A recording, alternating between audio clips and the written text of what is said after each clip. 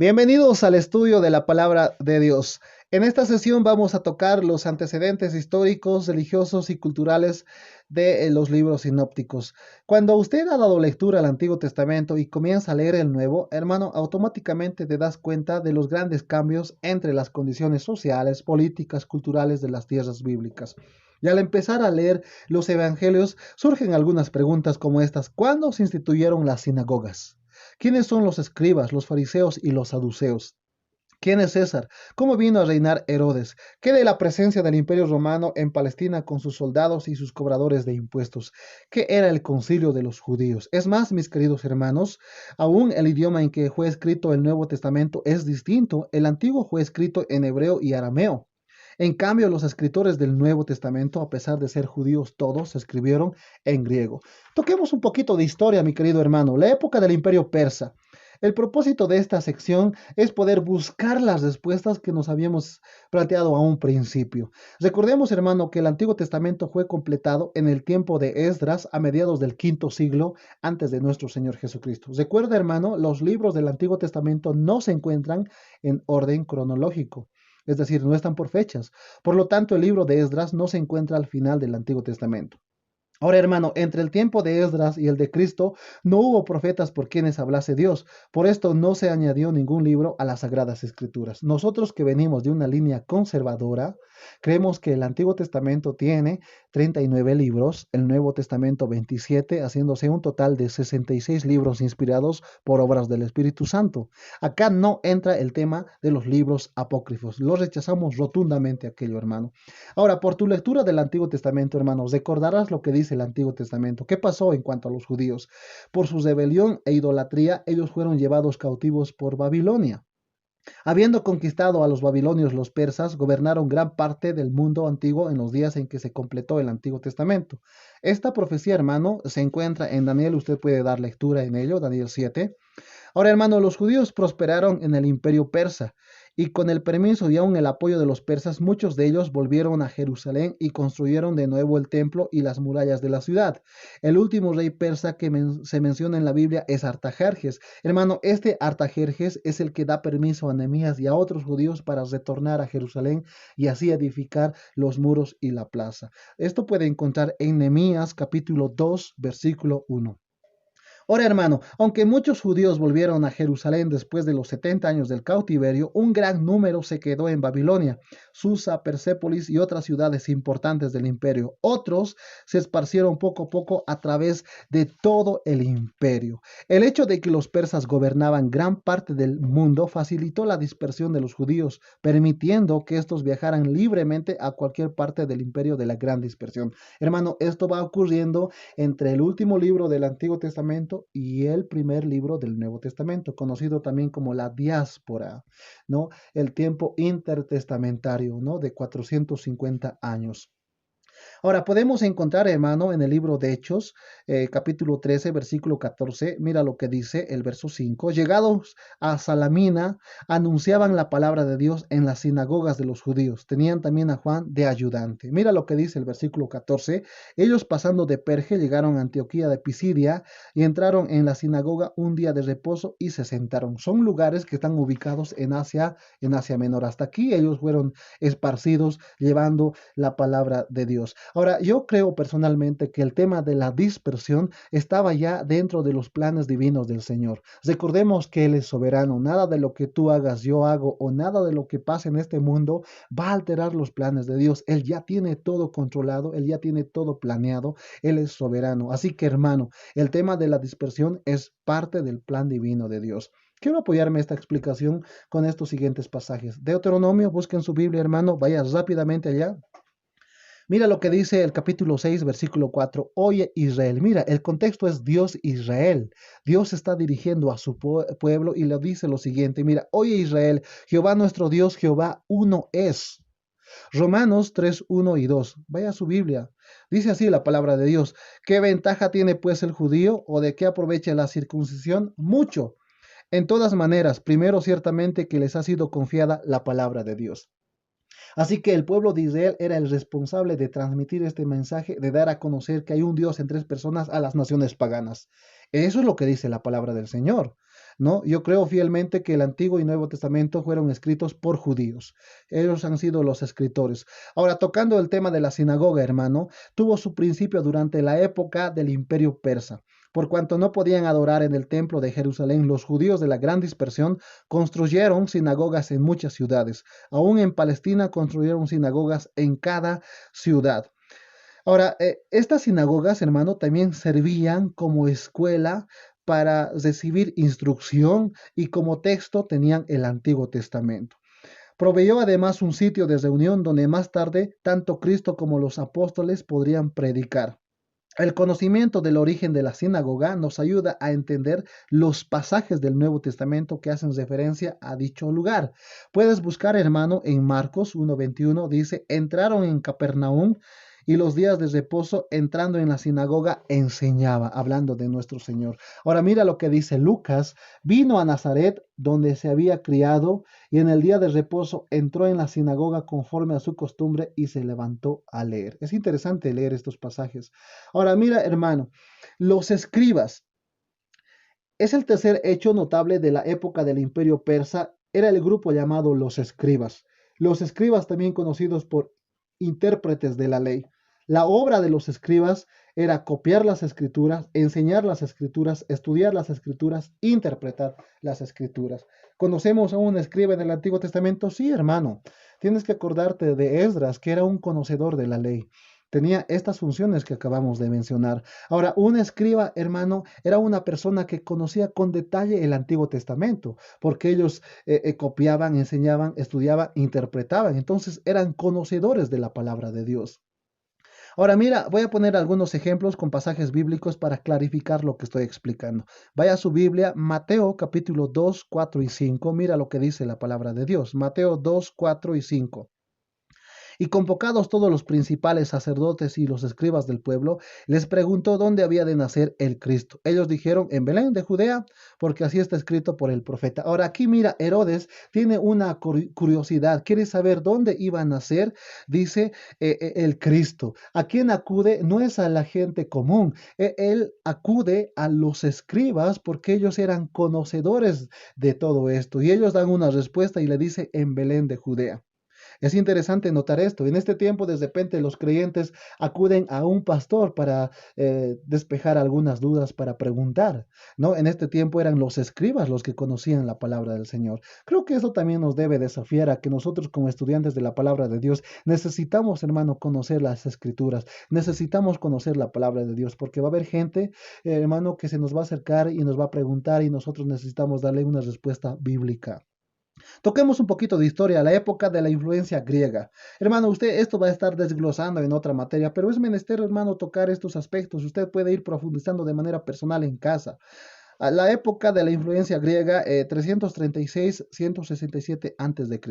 El último emperador del imperio persa era Darío III. Durante el reinado de este, Alejandro, rey de Macedonia, se propuso conquistar al mundo entero, emprendió su marcha victoriosa y no se detuvo hasta llegar a la India. En pocos años se había apoderado de todo el imperio persa y aún de otros países. Hoy conocemos a este rey por Alejandro el Magno.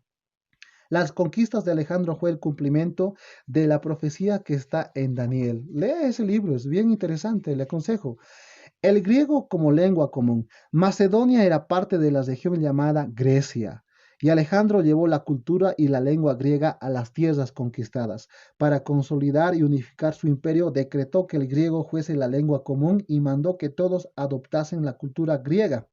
Alejandro el Magno murió en Babilonia poco después de sus conquistas. Sin embargo, perduró el griego como lengua común. Aunque muchos hablaban un idioma regional, casi todos hablaban también el griego. Cuando Cristo vino a la tierra 300 años más tarde, la mayor parte del imperio romano hablaba el griego. El Nuevo Testamento fue escrito en este idioma. Y acá quiero poner este dato, es el griego koiné.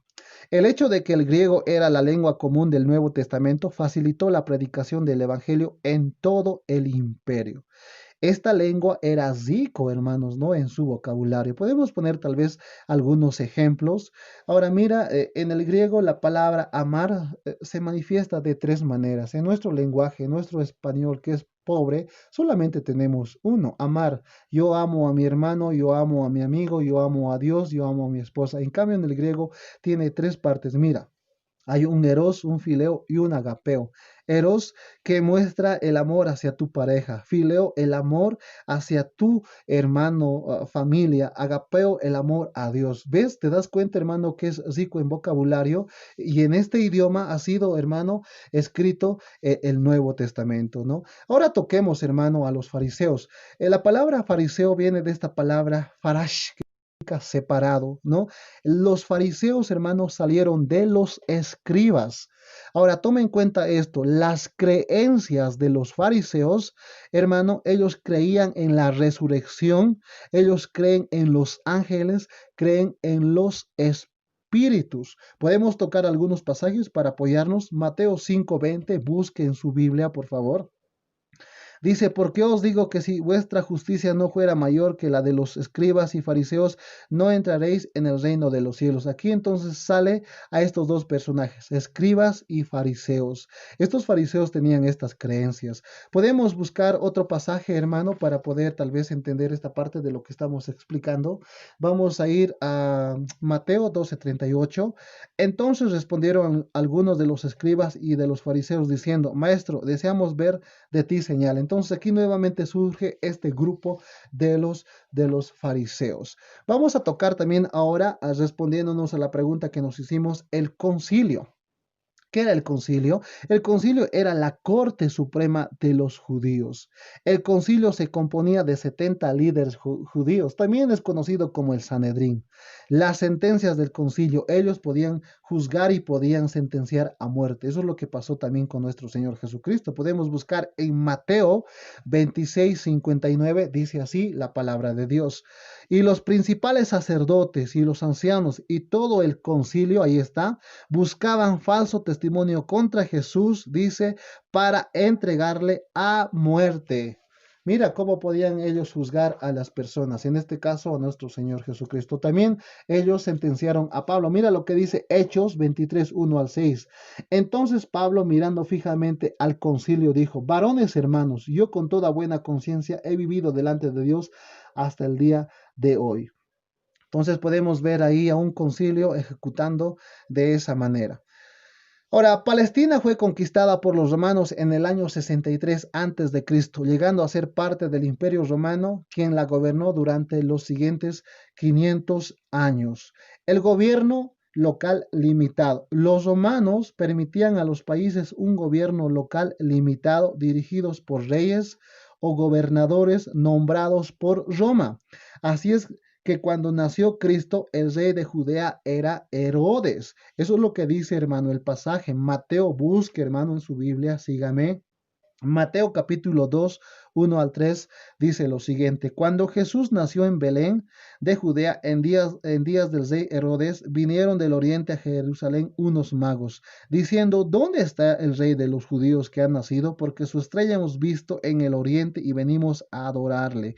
El verso 3, oyendo esto, el rey Herodes se turbó y toda Jerusalén con él. Ahí está este Herodes que ha sido puesta por Roma. Ahora, el origen de Herodes era de Edom, era descendiente de Esaú, es decir, era mitad judío y mitad gentil. Entonces ahí está este personaje que se encuentra en el libro de Mateo. Ahora, la paz y orden. Los romanos establecieron la paz y el orden colocando soldados y gobernadores en todas las ciudades. Podemos dar lectura, hermano, en el libro de San Juan, capítulo 2, versículo 20. Busque en su Biblia, por favor. Dice, dijeron luego los judíos, en 46 años fue edificado este templo y tú en 3 días lo levantarás.